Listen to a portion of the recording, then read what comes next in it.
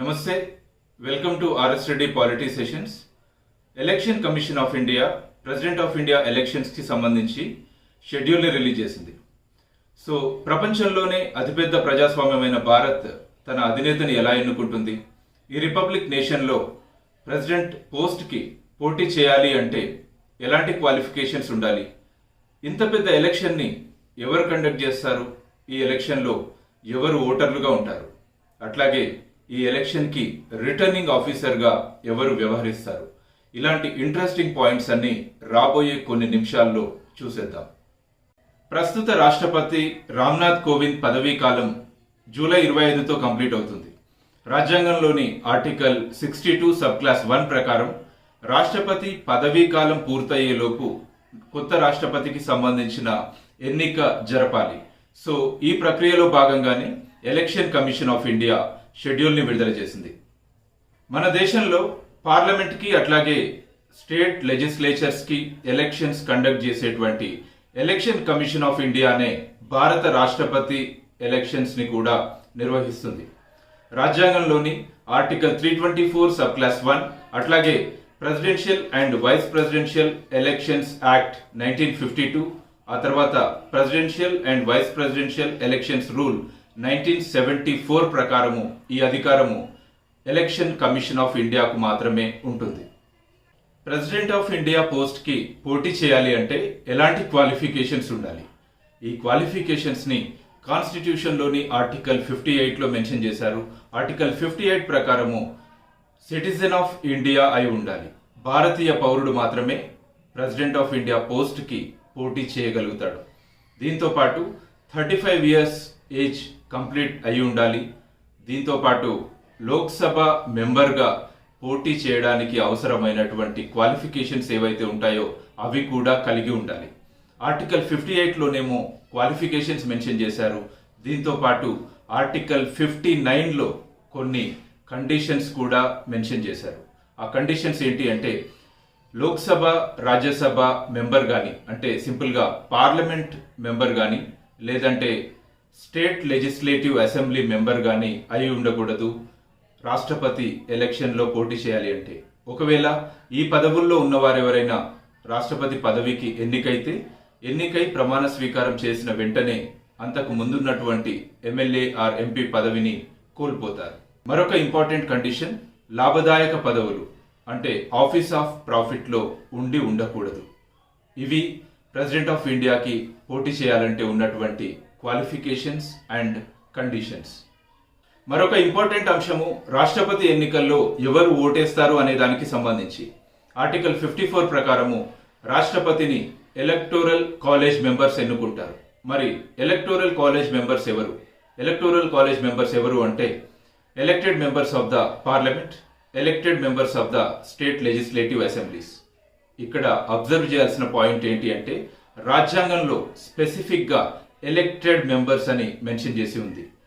లోక్సభకు కానివ్వండి, రాజ్యసభకు కానివ్వండి, అట్లాగే రాష్ట్రాల శాసనసభలకు కానివ్వండి, ఎన్నికైన సభ్యులు మాత్రమే రాష్ట్రపతి ఎన్నికల్లో ఓటేస్తారు.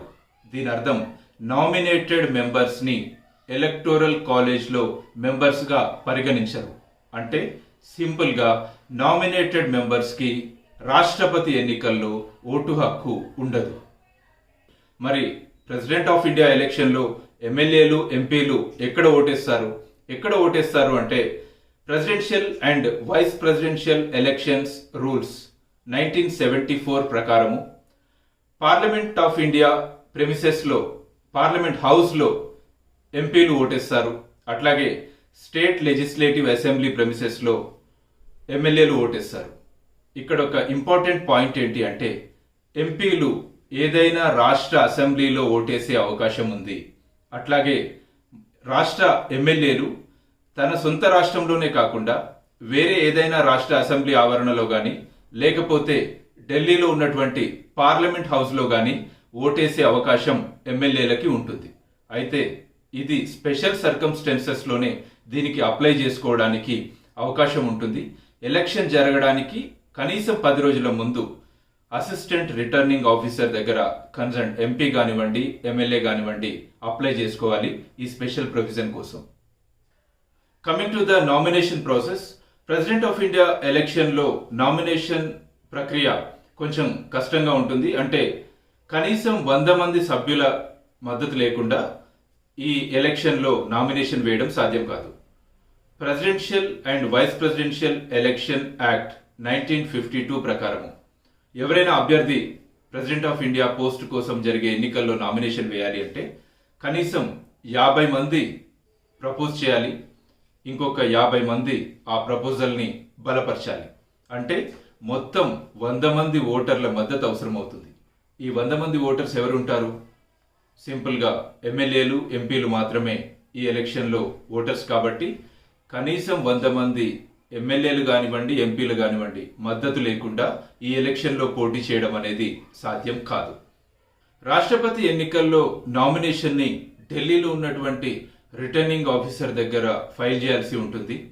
ఎలక్షన్లో పోటీ చేసేటువంటి క్యాండిడేట్ కానివ్వండి, లేదంటే అతని తరఫున తన నామినేషన్ని ప్రపోజ్ చేసిన క్యాండిడేట్ లేదా నామినేషన్ని బలపరిచిన క్యాండిడేట్ ఎవరైనా నామినేషన్ని ఫైల్ చేయొచ్చు. మరి ఈ రిటర్నింగ్ ఆఫీసర్ ఎవరి ద్వారా అపాయింట్ చేయబడతారు? ఎవరు రిటర్నింగ్ ఆఫీసర్గా ఉంటారు? Lok Sabha secretary general and Rajya Sabha secretary జనరల్ని రిటర్నింగ్ ఆఫీసర్గా అపాయింట్ చేస్తారు. రొటేషన్ బేస్డ్లో ఈ అపాయింట్మెంట్ ఉంటుంది. అంటే ఒకసారి లోక్సభ సెక్రటరీ జనరల్ని అపాయింట్ చేస్తే నెక్స్ట్ ఎలక్షన్కి రాజ్యసభ సెక్రటరీ జనరల్ని అపాయింట్ చేస్తారు. ఎవరు అపాయింట్ చేస్తారు అంటే election commission of India appoint చేస్తుంది. కేంద్ర ప్రభుత్వంతో చర్చించిన తర్వాత మాత్రమే సెక్రటరీ జనరల్గా ఉన్నటువంటి వ్యక్తిని రిటర్నింగ్ ఆఫీసర్గా అపాయింట్ చేస్తుంది. ఈసారి ఈ ఎలక్షన్కి సంబంధించి రాజ్యసభ సెక్రటరీ జనరల్ని ప్రెసిడెంట్ ఆఫ్ ఇండియా ఎలక్షన్కి రిటర్నింగ్ ఆఫీసర్గా అపాయింట్ చేస్తున్నారు. Like any other election, president of India ఎలక్షన్లో పోటీ చేసే టైంలో కూడా నామినేషన్ ఫైల్ చేస్తున్నప్పుడు డిపాజిట్ అమౌంట్ పే చేయాల్సి ఉంటుంది. ప్రెసిడెంట్ ఆఫ్ ఇండియా ఎలక్షన్లో పోటీ చేయాలి అంటే 15,000 రూపీస్ డిపాజిట్గా పే చేయాల్సి ఉంటుంది. So next important thing, president of India election process ఎలా ఉంటుంది అంటే ఈ ఎలక్షన్ సీక్రెట్ బ్యాలెట్ ద్వారా జరుగుతుంది. ఎందుకంటే కాన్స్టిట్యూషన్లోని ఆర్టికల్ 55 సబ్ క్లాస్ 3లో క్లియర్గా మెన్షన్ చేశారు సీక్రెట్ బ్యాలెట్ ద్వారానే ఎలక్షన్ జరపాలని. అట్లాగే ఎలక్షన్ విధానం కూడా నార్మల్గా మెజారిటీ సిస్టమ్ని ఫాలో అవ్వకుండా, ఫస్ట్ పాస్ట్ ద పోస్ట్ సిస్టమ్ని ఫాలో అవ్వకుండా proportional representation by means of single transferable vote సిస్టంలో ఎలక్షన్ జరుగుతుంది. ఈ ఎలక్షన్లో బ్యాలెట్ పేపర్లో క్యాండిడేట్ నేమ్తో పాటు దాని ఎదురుగా ఆర్డర్ ఆఫ్ ప్రిఫరెన్స్ కూడా ఉంటుంది. దీనివల్ల పోటీ చేసేటువంటి వ్యక్తికి ఓటేసేటువంటి ఓటర్ తన ప్రిఫరెన్స్ని మెన్షన్ చేస్తారు. అంటే ఒక వ్యక్తికి ఎదురుగా 1, ఇంకొక వ్యక్తికి ఎదురుగా 2, ఇంకొక వ్యక్తికి ఎదురుగా 3, ఇలా తన ప్రిఫరెన్స్ని ఇచ్చుకుంటూ వెళ్తుంటారు. సో ఈ ఎలక్షన్లో గెలవాలి అంటే కోటా ఓట్లని సాధించాల్సి ఉంటుంది. కోటా ఓట్లని ఎలా లెక్కిస్తారు అంటే మొత్తం పోలైన ఓట్లు బై 2 + 1. ఫర్ ఎగ్జాంపుల్ మొత్తం పోలైన ఓట్లు 100 అనుకుంటే 100/2 + 1 దట్ ఈస్ ఈక్వల్ టు 51 ఇక్కడ కోటా ఓట్లు అవుతుంది. పోటీ చేసిన వాళ్ళలో ఏ ఒక్క వ్యక్తి కూడా కోటా ఓట్లు సాధించలేనప్పుడు అప్పుడు ఏం చేస్తారు అంటే ఫస్ట్ ప్రిఫరెన్స్ ఓట్స్లో ఎవరికైతే తక్కువ ఓట్లు వస్తాయో ఆ వ్యక్తిని పోటీ నుంచి ఎలిమినేట్ చేసి అతని బ్యాలెట్లో సెకండ్ ప్రిఫరెన్స్ ఓట్స్ ఎవరు కేశారు అనేది గమనిస్తారు. ఆ సెకండ్ ప్రిఫరెన్స్ ఓట్స్ని ఎక్కువ ఓట్లు సాధించినటువంటి వ్యక్తులకి ట్రాన్స్ఫర్ చేస్తారు. దాని ద్వారా కోటా ఓట్లు వచ్చేంత వరకు ఈ ప్రక్రియ జరుగుతుంది. సో ఇలా సెకండ్ ప్రిఫరెన్స్ ఓట్ల ద్వారానైనా సరే ఎవరికైతే కోటా ఓట్లు వస్తాయో వారినే విజేతగా ప్రకటిస్తారు. ప్రెసిడెంట్ ఆఫ్ ఇండియా ఎలక్షన్లో దేశవ్యాప్తంగా ఉన్నటువంటి ఎలక్టెడ్ ఎంపీస్ అండ్ ఎమ్మెల్యేస్ ఓటేస్తారు కదా. అయితే ఎంపీ ఓట్ వాల్యూ దేశవ్యాప్తంగా ఒకే విధంగా ఉంటుంది, కానీ ఎమ్మెల్యే ఓట్ వాల్యూ రాష్ట్రాలను బట్టి మారుతూ ఉంటుంది.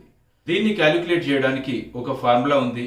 ఆ ఫార్ములా ఏంటి అంటే total population of the state by 1000 into elective members in the assembly. For example Andhra Pradesh assembly member యొక్క ఓట్ వాల్యూ క్యాలిక్యులేట్ చేయాలి అనుకుంటే Andhra Pradesh population 2,78,586 divided by 1000 into 175, which means 158.86. దాన్ని రౌండ్ ఆఫ్ చేసినప్పుడు ఏపీ ఎమ్మెల్యే యొక్క ఓట్ వాల్యూ ప్రెసిడెంట్ ఎలక్షన్లో 159 అవుతుంది. ఇక్కడ ఒకటి ఇంపార్టెంట్ పాయింట్ అబ్జర్వ్ చేయాలి. ఈ పాపులేషన్ని 1971 సెన్సస్ని బేస్ చేసుకొని తీసుకుంటారు. ఇప్పుడున్న కరెంట్ పాపులేషన్ని పరిగణించరు. సో ఎంపీ ఓట్ వాల్యూ ఎలా లెక్కిస్తారు అంటే, ఫర్ ఎగ్జాంపుల్ ఇప్పుడు ఆంధ్రప్రదేశ్లో ఎమ్మెల్యే ఓట్ వాల్యూ 159 కదా, అట్లా 159 into total number of seats that is 175. అప్పుడు ఒక వాల్యూ వస్తుంది, అది 27,825. ఇలా అన్ని రాష్ట్రాలకి సంబంధించినటువంటి ఓట్ వాల్యూని క్యాలిక్యులేట్ చేసి దాని మొత్తాన్ని కూడినప్పుడు ఆ మొత్తాన్ని total number of MPs that is 543 plus 233, వీళ్ళు ఎలక్టెడ్ మెంబర్స్ని మనం క్యాలిక్యులేట్ చేస్తాం కాబట్టి బై 776 అన్నమాట. సో అన్ని రాష్ట్రాల ఓట్ వాల్యూ కూడితే వచ్చిన మొత్తము, అట్లాగే మొత్తం ఎంపీల సంఖ్య చేసినప్పుడు ఎంపీ ఓట్ వాల్యూ వస్తుంది. Last time MP vote value president ఎలక్షన్లో 708గా ఉండేది. ప్రెసిడెంట్ ఆఫ్ ఇండియా ఎలక్షన్కి సంబంధించి ఏదైనా డిస్ప్యూట్ ఎరైజ్ అయినప్పుడు ఆ పిటిషన్ని కేవలం సుప్రీంకోర్టులో మాత్రమే ఫైల్ చేయగలుగుతారు. అయితే ఈ పిటిషన్ని ఫైల్ చేయడానికి ఒక క్వాలిఫికేషన్ అవసరం అవుతుంది. ఆ క్వాలిఫికేషన్ ఏంటి అంటే, ఆ ఎలక్షన్లో కాంటెస్ట్ చేసైనా ఉండాలి, లేదంటే ఆ ఎలక్షన్లో ఓటర్స్గా ఉన్నటువంటి కనీసం 20 మెంబర్స్ ఉన్నప్పుడు మాత్రమే పిటిషన్ని ఫైల్ చేయగలుగుతారు. అనవసరంగా ఏ వ్యక్తి అయినా పిటిషన్ని ఫైల్ చేయడానికి వీల్లేదు. సో ఇది ప్రెసిడెంట్ ఆఫ్ ఇండియా ఎలక్షన్కి సంబంధించిన డీటెయిల్డ్ ఇన్ఫర్మేషన్.